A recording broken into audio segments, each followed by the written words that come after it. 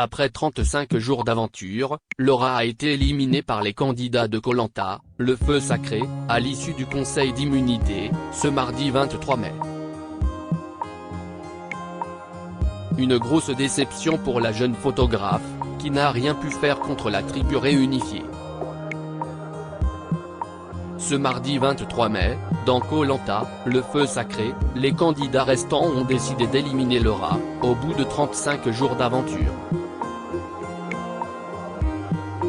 La jeune photographe a notamment fait les frais des stratégies de Frédéric et Nicolas, qui n'ont pas caché préférer affronter les plus faibles pour les épreuves capitales à venir, notamment l'orientation.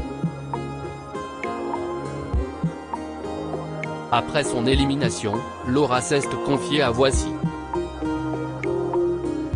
FR pour faire le bilan de son aventure.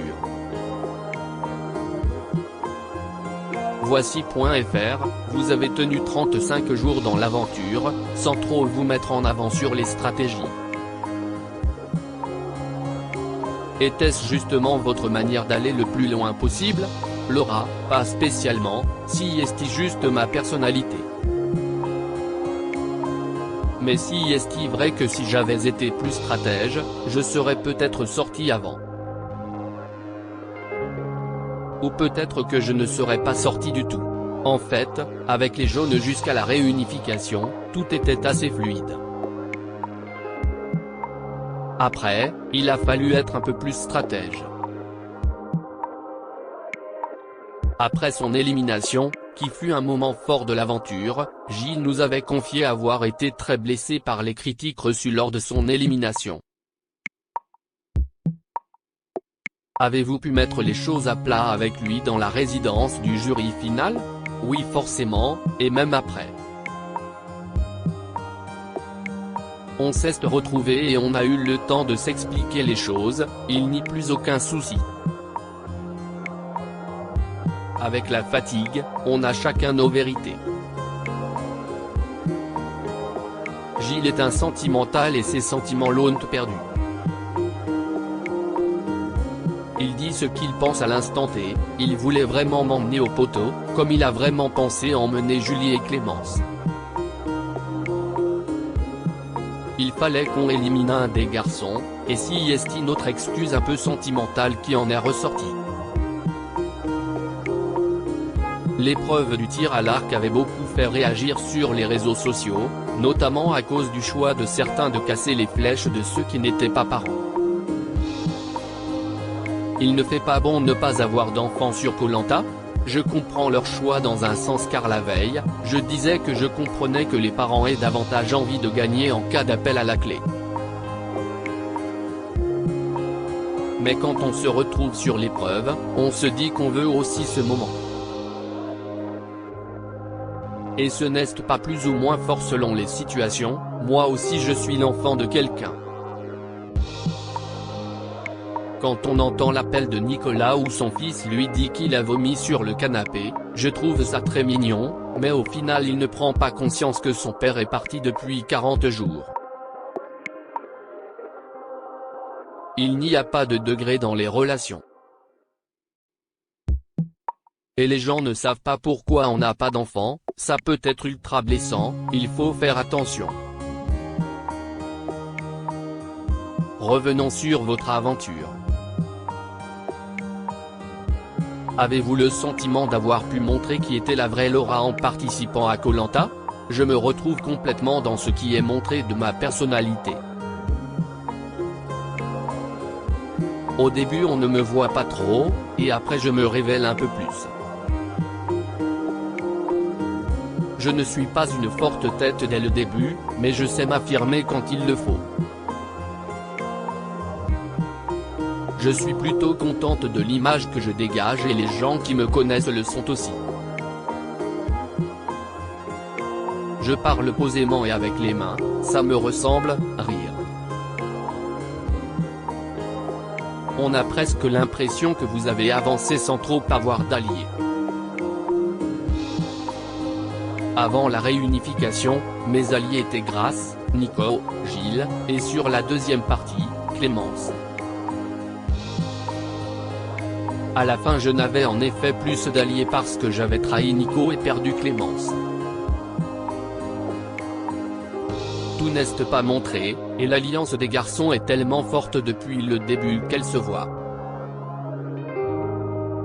On a le sentiment que vous pensez avoir été éliminé à cause de votre vote contre Nicolas lors des destins liés, mais les garçons ont plutôt expliqué que vous leur faisiez peur pour l'épreuve d'orientation. J'ai seulement pris conscience qu'il avait peur de moi après mon élimination, quand j'étais à côté de Denis.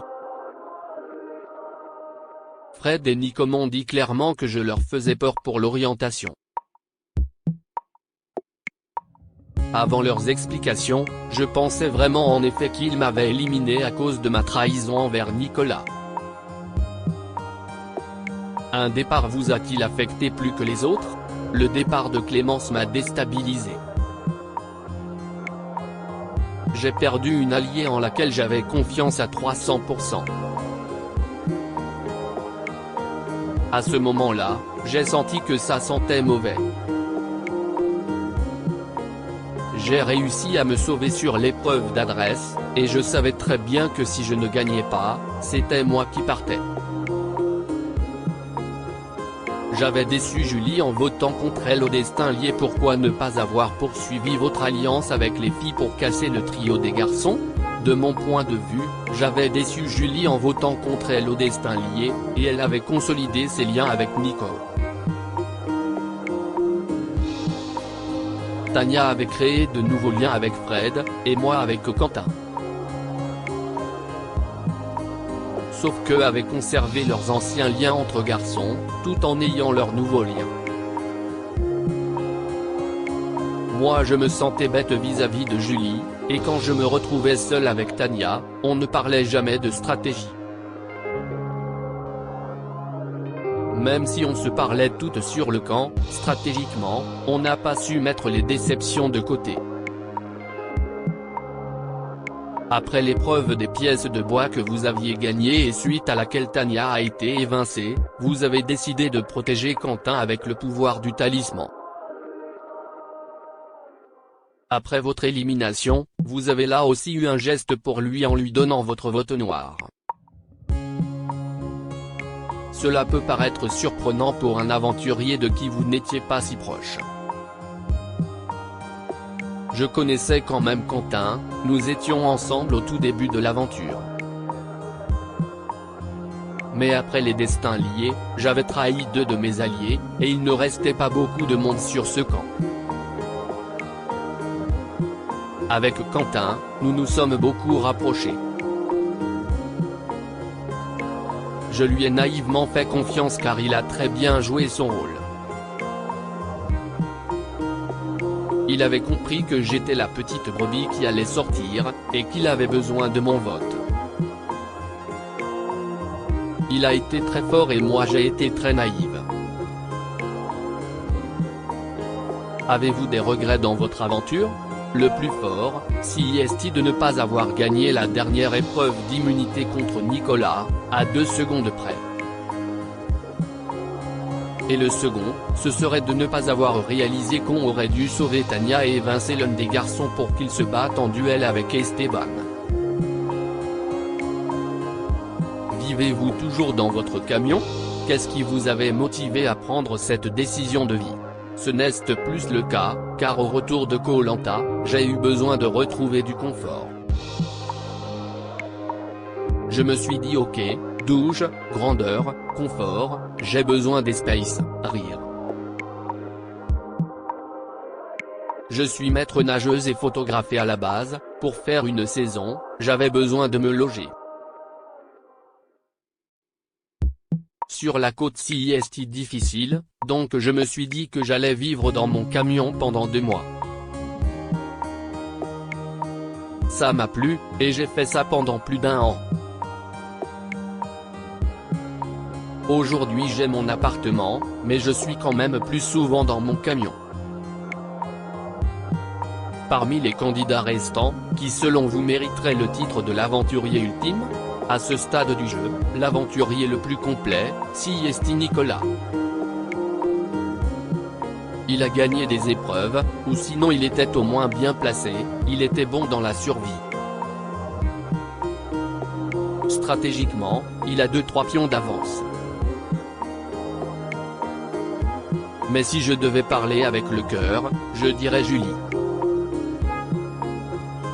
Avez-vous créé de vraies amitiés dans Koh Lanta? On a tous des vies différentes, on vient d'horizons différents mais on a trouvé des points communs. Je vois Clémence assez souvent, et les autres, CIST quand on en a l'occasion. Après est-ce que ça va perdurer dans le temps? On en reparlera, rire,